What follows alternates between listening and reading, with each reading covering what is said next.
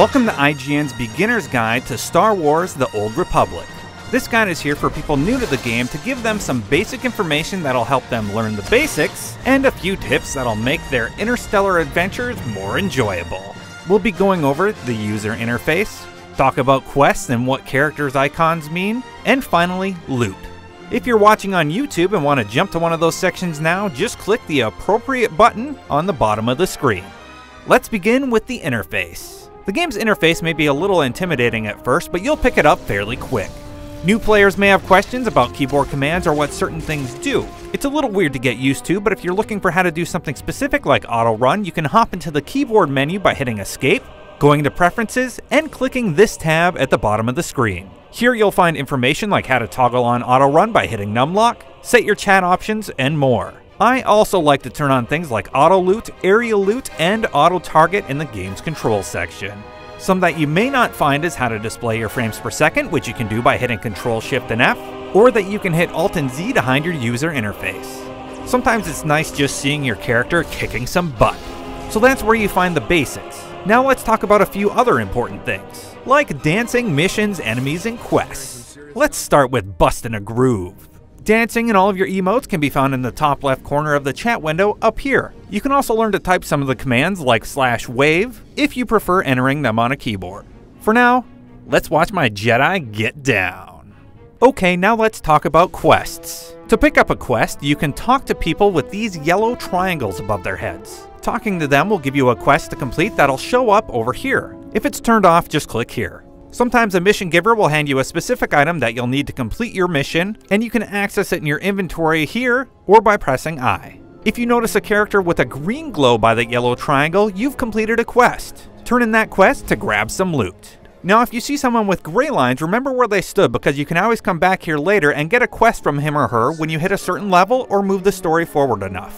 All of your quests can be seen by checking your quest log by hitting L or clicking here.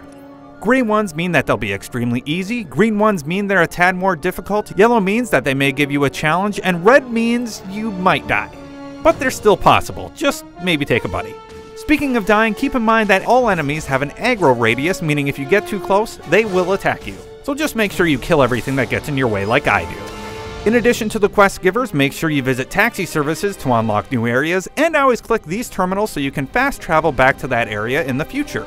Vendors will show up on your map with this symbol, and they're a great place to sell your items, but be sure you also repair when you visit them. The repair option can be found in the lower left corner of the screen. While all of these tips are important, the most important person you can visit is your class trainer. Every single time you level up, you'll have the opportunity to visit a class trainer who will level up your existing skills, give you new abilities, and also let you select your advanced class. Be sure you don't forget to upgrade your advanced class by clicking the second tab at the bottom of the screen when you visit your trainer. Those upgrades will definitely help. Moving on, let's go over loot.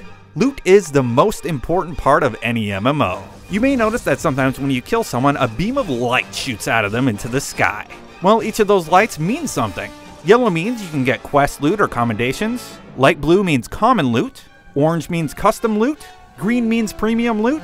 Dark blue means prototype loot. And purple means artifact loot, or the best loot you could possibly get. Now if you're in a party, you can roll for an item. Rolling means you can select need if you feel an item would greatly benefit you. Greed if you don't really want it but want to sell it. Be sure you don't just constantly select need, otherwise your teammates won't appreciate it very much. To add a player to the group, simply click the purple plus icon above their portrait. You can also type /invite and then type in the player name to add someone to your group that you cannot see.